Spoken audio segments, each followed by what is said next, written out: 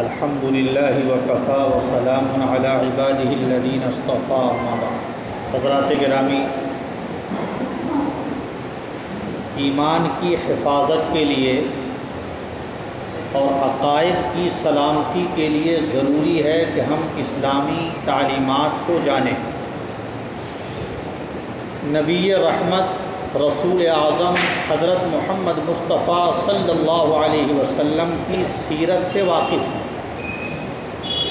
آپ کے جو اطوار ہیں، حالات ہیں، احوال ہیں، زندگی کے جتنے گوشے ہیں، موٹی موٹی باتوں کا، بنیادی باتوں کا جاننا ہم سب کے لیے بہت ضروری ہے۔ یہ بات اس لیے کہہ رہا ہوں کہ کہیں ایسا نہ ہو کہ کوئی بدبخت آپ صلی اللہ علیہ وسلم کی ذات پر کیچڑ اچھالے، آپ پر اعتراض کرے، آپ کی زندگی کے کسی پہلو کو اچھالے اور ہم نہ جاننے کی وجہ سے گمانی کے اندر مبتلا نہ ہو جائیں۔ خدا نخواستہ اگر نبی کی ذات سے کوئی شخص بدگمان ہو جاتا ہے تو اس کے ایمان کی خیر نہیں۔ یہ جو لوگ اعتراض کرتے ہیں، نبی کی ذات پر کیچڑ اچھالتے ہیں، انہیں کیا پتہ ہے کہ نبوت کیا چیز ہے اور نبی کا مقام و مرتبہ کتنا بلند و بالا ہوتا ہے۔ نبی تو ایسی ہستی ہے کہ اس کے ایک ایک سانس کی نگرانی اللہ رب العزت خود فرماتا ہے۔ نبی کا اٹھنے والا ایک ایک قدم مرضی مولا کے مطابق ہوتا ہے۔ ایسی گھٹیا سوچ جو انسان آج کل رکھ رہا ہے، فتنوں کا یہ زمانہ ہے، ایسی گھٹیا سوچ کا نبی کے تعلق سے تو تصور بھی نہیں ہو سکتا۔ خواہشات نفسانی نبی کی ذات سے کوسوں دور رہتی ہیں۔ کوئی گناہ نبی کے گھر کا کبھی رخ ہی نہیں کر سکتا۔ نبی تو ہر چھوٹے بڑے گناہوں سے معصوم ہوتا ہے۔ تو نبی کا مقام و مرتبہ اتنا اونچا ہے، اتنا بلند و بالا ہے کہ انسان جو غلطیاں کرتا ہے، اپنی ان غلطیوں کو دیکھ کر کے وہ نبی کو نہ سوچے، اپنے پیمانے سے نبی کو نہ جانچے۔ نبیوں کا مقام و مرتبہ بہت اعلیٰ، بالا، بلند اور بڑا ہوتا ہے۔ نبی پاک صلی اللہ علیہ وسلم ہوں یا اور دوسرے کوئی نبی کی سیرت دراصل بڑا معجزہ ہے۔ چاند کا 2 ٹکڑے ہونا یہ بھی ایک معجزہ ہے، اور نبی پاک صلی اللہ علیہ وسلم کی انگلی سے چشمے کا جاری ہو جانا یہ بھی ایک معجزہ ہے۔ درختوں کا آپ کو سلام کرنا، چل کر آپ کی خدمت میں آنا، یہ بھی آپ کا معجزہ ہے۔ یہ بہت سارے معجزات ہیں، ان کی تفصیلات کا موقع نہیں، لیکن اصل معجزہ نبی کا کردار ہوتا ہے، نبی کی سیرت ہوتی ہے، نبی کی زندگی ہوتی ہے۔ نبی کی ہر ادا بتلاتی ہے کہ یہ نبی ہے، یہ پیغمبر ہے، یہ رسول ہے۔ یہی وجہ ہے کہ عبداللہ بن سلام جو یہودیوں کے بڑے عالم تھے، جب انہوں نے نبی کے رخ انور کو دیکھا ہے تو فرما اٹھے، واللہ ھذا لیس بوجہ کذاب، بخدا یہ کسی جھوٹے نبی کا چہرہ تو ہو ہی نہیں سکتا،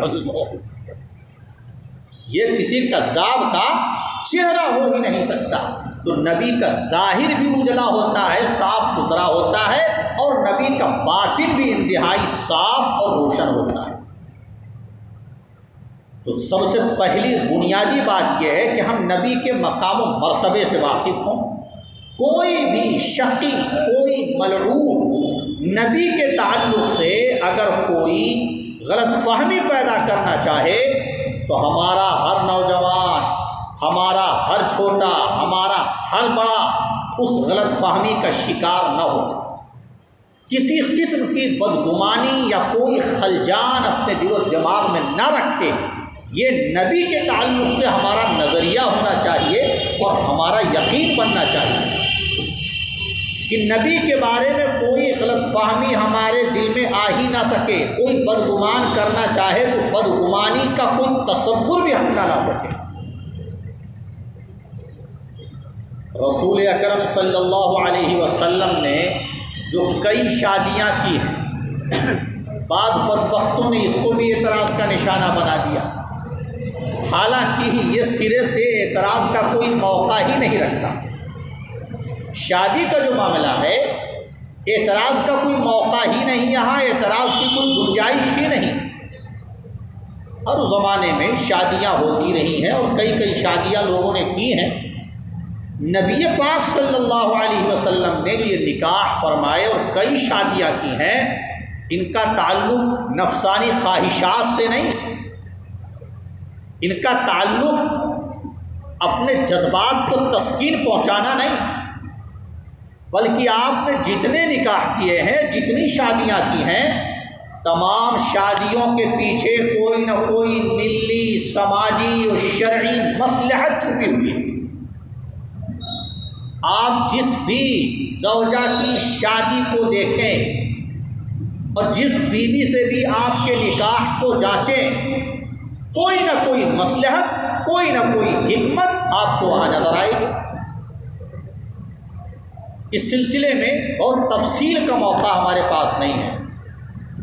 ایک مثال صرف پیش کرتا ہوں، اسی سے آپ اندازہ لگائیے کہ جتنی شادیاں پیغمبر نے کی ہیں وہ تمام کی تمام شادیاں خواہشات کی تسکین پہنچانے کے لیے نہیں، جذبات کو سکون پہنچانے کے لیے نہیں، بلکہ آپ نے جتنی شادیاں کی ہیں وہ مصلحت خداوندی کے تحت، شرعی تقاضے کے تحت اور ملی سماجی فائدے کے تحت.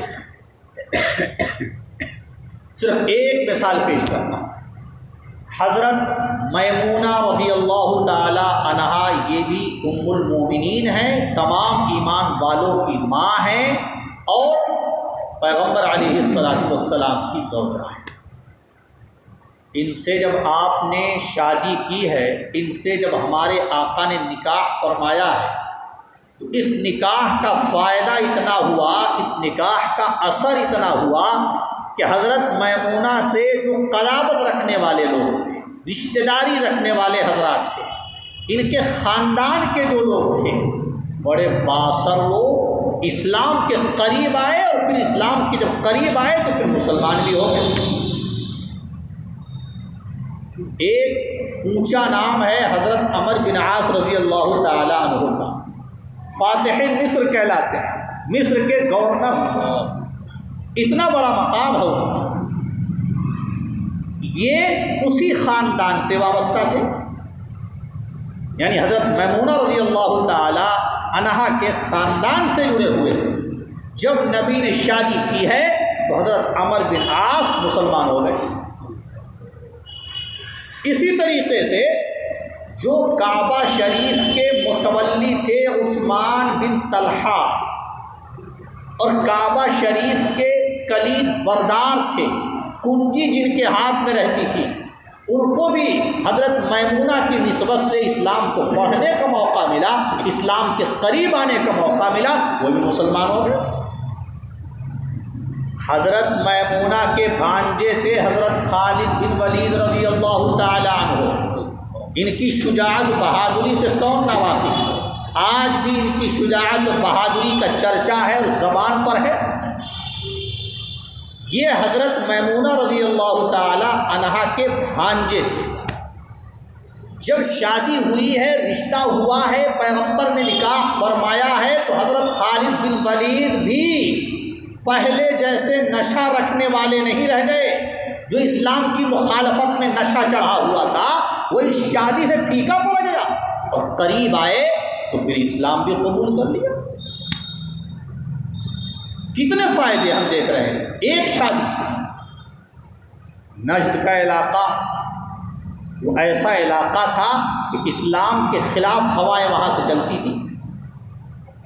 یہی وہ نجد کا علاقہ ہے کہ جہاں 70 مبلغین اسلام کو انہوں نے دھوکہ دے کر کے یہاں کے لوگوں نے قتل کر دیا. 70 مبلغین اسلام کو نجد کے لوگوں لوگوں نے دھوکہ دے کر فریب دے کر قتل کر دیا، موت کے گھاٹ اتار دیا۔ لیکن جب حضرت میمونہ رضی اللہ عنہا سے نبی کا نکاح ہوا ہے، نبی کا رشتہ ہوا ہے، تو پھر اس کے کیا فوائد ظاہر ہوئے، اس کی کتنی برکتیں ظاہر ہوئی۔ نجد کے علاقے میں اسلام پھیلا اور نجد کا پورا علاقہ مسلمان ہو گیا۔ وہ کیسے؟ حضرت میمونہ رضی اللہ تعالی عنہا کی ایک بہن کی شادی نجد کے سردار سے ہوئی تھی۔ نجدی سردار کے نکاح میں حضرت میمونہ کی بہن تھی، اور جب حضرت میمونہ نبی کے عقد میں آئی ہیں اور نبی سے ان کا نکاح ہوا ہے، تو ظاہر ہے بہن کا رشتہ تو بڑا مضبوط ہوتا ہے نا۔ اس نسبت سے اسلام کے قریب سب کو آنے کا موقع ملا، پورا نجد اسلام کے قریب ہوا اور پھر مسلمان ہو گیا۔ یہ اتنے سارے فائدے ہم نے صرف ایک شادی میں گنوائے ہیں، ایک نکاح میں۔ اس طرح جتنی بھی شادیاں نبی کی دیکھیں گے، ساری کی ساری شادیوں میں کوئی نہ کوئی دینی، سماجی، شرعی، ملی مصلحت چھپی ہوئی ملے گی۔ اگر آپ شادی خواہشات کے جذبے سے کرتے تو تھوڑی دیر کے لیے آپ سوچئے، خواہشات انسان کے اندر کب ابھرتی ہیں اور جوش انسان کے اندر زیادہ کب ہوتا ہے، کس عمر میں ہوتا ہے؟ جوانی کے زمانے میں ہوتا ہے نا، جب بندہ شباب کے دور میں چل رہا ہوتا ہے اور جوانی کی عمر گزار رہا ہوتا ہے، تو اس عمر میں وہ اندھا بھی ہو جاتا ہے۔ سب کی بات نہیں کر رہا میں، عمومی طور پہ صورتحال یہی ہے۔ تو جوانی کے زمانے میں تمام قوا بھی مضبوط ہوتے ہیں، جذبات بھی مضبوط ہوتے ہیں، خواہشات بھی بہت اٹھی ہوئی ہوتی ہیں۔ جب بڑھاپا شروع ہوتا ہے، جوانی ختم ہوتی ہے، تو جذبات بھی ٹھنڈے پڑنے لگتے ہیں۔ لیکن نبی کی زندگی پر آپ غور کریں، نبی کی شادیوں پر، نکاح پر آپ غور کریں، تو معلوم ہوگا کہ آپ نے کثرت سے جو شادیاں کی ہیں وہ ادھیڑ عمر میں اور بڑھاپے میں جا کر کے کی ہیں۔ جوانی میں صرف ایک سے آپ نے نکاح کیا۔ 25 سال کی عمر تھی ہمارے آقا سرور کائنات حضرت محمد رسول اللہ صلی اللہ علیہ وسلم کی۔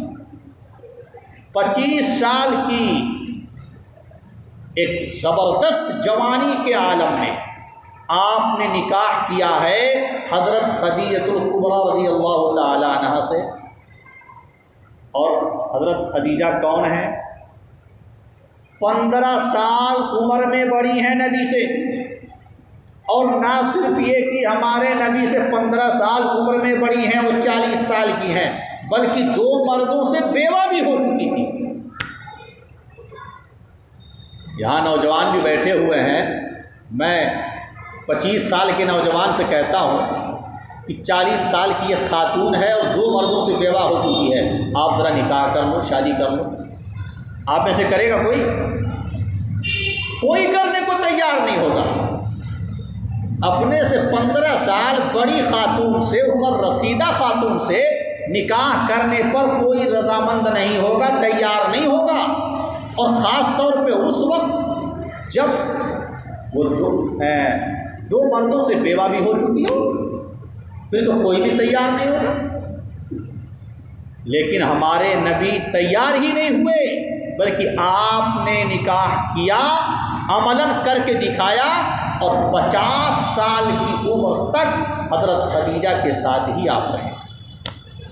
اس 50 سال کے عرصے میں آپ نے کوئی دوسرا نکاح نہیں کیا۔ 50 سال کے اس عرصے میں آپ نے کسی اور خاتون سے شادی نہیں کی۔ اگر خواہشات کے تحت آپ کی شادیاں ہوتی تو بتائیے اس جوانی کی عمر میں اور بھی نکاح کرتے کہ نہیں کرتے؟ کرتے نا۔ اچھا آگے بڑھیے۔ جب حضرت خدیجہ رضی اللہ عنہا کی وفات ہوئی تو آپ کی وفات کے بعد نبی نے دوسری شادی کی حضرت سودا رضی اللہ تعالی عنہا سے، اور ان کے ساتھ 4 سال تک آپ رہے، گویا کہ 54 سال آپ کی عمر ہو گئی اور صرف ایک عورت پر آپ نے قناعت کی۔ 54 سال کی عمر تک صرف ایک عورت پر آپ نے قناعت کی۔ ادھیڑ عمر کا زمانہ شروع ہو رہا ہے، آپ نے اس کے بعد جو نکاح کیے ہیں تو اس نکاح میں 4 عورتیں آپ کے پاس آئی ہیں۔ یہ کس سال تک؟ یعنی 58 سال تک، 55، 56، 57، 58، اس 4 سال کے عرصے میں 4 عورتیں تھیں آپ کے عقد میں اور آپ کی زوجیت میں۔